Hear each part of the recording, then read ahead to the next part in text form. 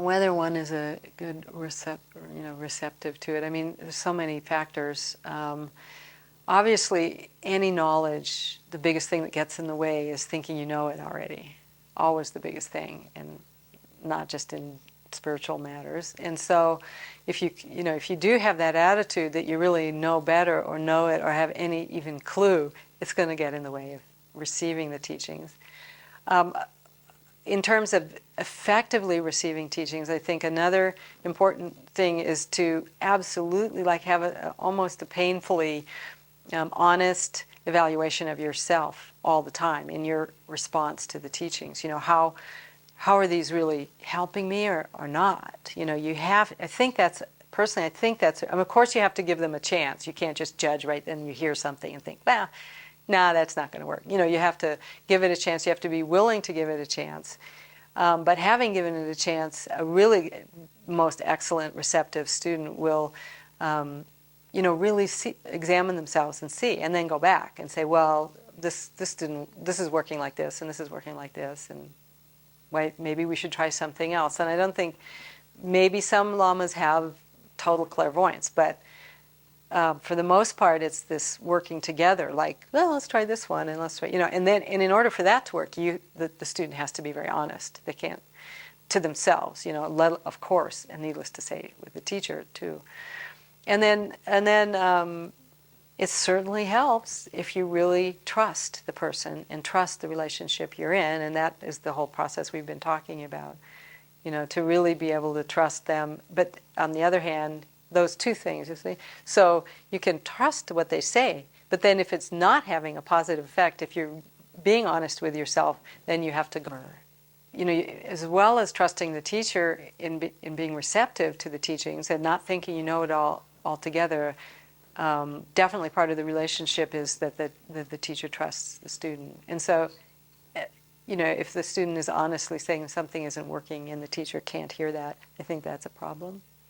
And so that's another way of checking one's receptivity, I think, is how much trust is in the relationship, how much do you feel open to hearing and trying different things, even if it means letting go of what we were talking about, spiritual materialism. That same word, which means to rely on someone, also can mean to serve them, and a lot of times you see it translated to serve the guru. So that's kind of an interesting way to think of the relationship, which can be taken very literally. I think that might be one of the cultural ones, but that's what I meant. This is maybe diversion from what we were just talking about, but most of the lamas and their disciples in monasteries in Tibet, all the like monks, for instance, were all supported by the abbot. There's a whole nother relationship level going on, so the monks help clean and stuff, but they're fed, so it's completely different than we have now. That was almost, what do you call that, a social relationship of hierarchy.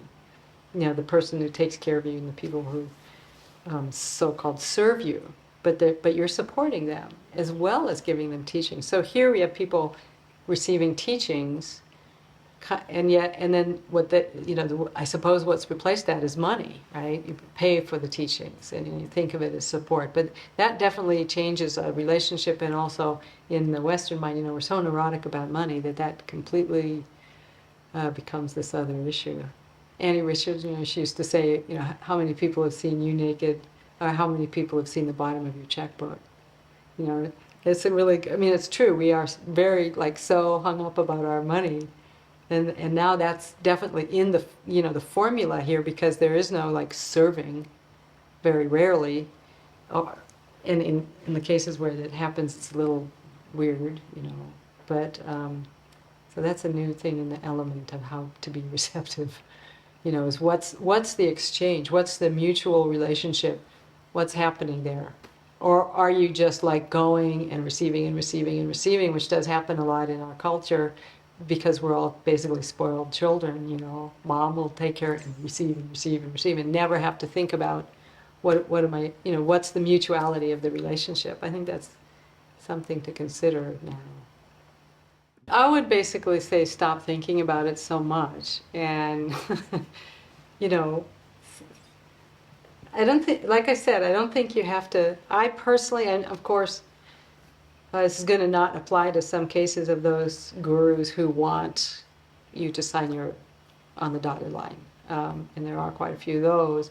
I don't think it, but I really don't, I think it can be a process. I don't think it should be, I mean, how do I even say it? You know, it's like, oh, you know, that you get to know each other, seeing where it's going. And then, and I really feel like, and kind of organically, there's a time where you realize there's no going back. There's no getting out of this. This is, you know, you're willing to really commit and trust this person, and that the teacher is willing to really trust you. The teacher is willing to say, all right, I'll be with you, you know, you poor slob, until you're enlightened. I mean, in the sense that it's, the teacher trusts that you're on the path, really, and the student trusts the teacher that they're going to stick with them on the path. And that is a kind of a profound state. And if, you know, I think a student should just proceed with practice, with taking instructions, with being as receptive as possible. And then if it goes that direction to where it's a real commitment with samaya and so on, then you know, then that's it. I think it's awfully hard to make this sort of life or death decision based on your figuring it out. I don't. Sure, on this given day or something. Yeah, but that has developed in the West, where people think they have to ask the teacher, and then the teacher has to say yes or no, and then from then on something's different, even though they may not act any differently. And so I'm not sure what to say about that. And it's you know, that's fine. And if they, you know, commitment is always good, unless you know, are committed to something really stupid and never want to see it. Okay, well, you used the term organic, which was... Yeah, I think it develops. Like any relationship. You know, we know what relationships are. I don't think we should make this something, I mean, it is, I think, the most profound relationship that there can be, but it's still a relationship. And I don't think we have to make it some other, like, unheard of thing where you really are, you know, like the crossroads with the devil or something. You know, you can, it is workable as it goes along. It's a process. And that at a certain point, you realize that this is really it. You know, this is, you are really committed to this teacher. You know, and hopefully, if you're lucky, that teacher is really committed to you. So, otherwise you have unrequited teacher-guru syndrome. But most of them are quite more than willing. Okay. That's what, I mean, that's how I see it. It's not make such a radical thing, but I may be totally wrong. I probably am totally wrong. Okay, and then how about for people who are already in a teacher-student relationship? Well, they should ask their teacher then. They should ask their teacher for advice, I guess, about that. I mean, of course, if they have doubts and things that come up. I also think, you know, they should never be scared of, I know, you know, the Vajra hell thing and the thing of doubts, the Tibetans really think doubt, you know, the worst thing, but it's, you know, it's everything, everyone has doubts, and every relationship has doubts, and I think that you shouldn't be scared of them, you should just explore them, find out where they are, you know, look where it's coming from, what's at risk that you're having the doubts, you know, and you can't just ignore them, you can't, you know, I think that you can ignore them in the sense of you can proceed, you know, keep practicing, keep studying, but you don't just say, oh, I'm like 100% here, because that's just kidding yourself. And then anyway, kidding yourself is not going to work, no matter what. So I guess, yeah, something like that. Okay. I used to tell people, you know, don't do what I did. Don't jump into a relationship like sight unseen. And Kalu Rinpoche, I mean, I was so impressed with him immediately that I didn't even care what religion he was. I didn't know what sect he was. And, you know, I didn't... he could have taught anything. He could have, any religion in the world, I would have followed him there, you know. And I feel like unbelievably lucky that he was great and that my trust was well placed. because it wasn't so intelligent. It was just gut reaction. But that works sometimes too. So I don't say that anymore because people do sometimes have a real intuitive response to a teacher who they maybe have a karmic connection with, and it could be even a teacher that other people don't think is that great. But if there's a karmic connection, there it is. So Okay. both. I guess I'm pretty wishy-washy on this. The West, the guru thing in the West is very problematic, and I don't know if it's going to be the best kind of Buddhism for the West. I really don't. Maybe more of a Theravada model is going to really be much more practical for people, and much less room to screw up. Can you just give me a little summary of the Well, two? more like a teacher, more like the mentor paradigm, which we are familiar with here, and which doesn't carry this weight of sacred commitment.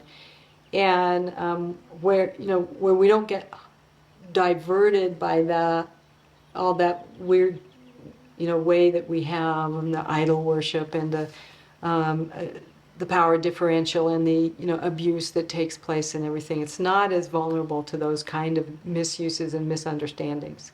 To just have a spiritual guide, somebody who just helps you out, and that may be more of the model that we should pursue. I don't know. Vajrayana just throws in so many. I mean, I think that Vajrayana model is so profound that I don't want to just toss it out and say, that's not going to work, And I feel like it worked for me, so I don't want to say, well, you guys don't get to have that, because but I have a lot of doubts about it. I do. There are certain things in the Tibetan Buddhist model that aren't working. I think the Tulku business worked in Tibet fairly well, although there were abuses, but because of the cultural context, so far I haven't seen any really good results when they try and recognize Western Tulkus so far. So maybe, and the Dalai Lama himself has said we should stop this system, and it may be that not everything they did in Tibet has to be done here, but it's so early to tell. It's got to be like at least 100 years early to start judging that. Yeah. It's all 50 years or something since, well, I guess the late 19th century is the first ever any Buddhists here, and then so it's really new in the whole. Yeah, relative to like the 10th or 11th century. Mm-hmm. Yeah. Although things are speeded up, so things do happen more quickly, and we have access to information much, much more quickly. So. The lineage transmissions become much of a different animal, actually, than going off and hearing. We could just look it up on Wikipedia. That's where does lineage come in on that one?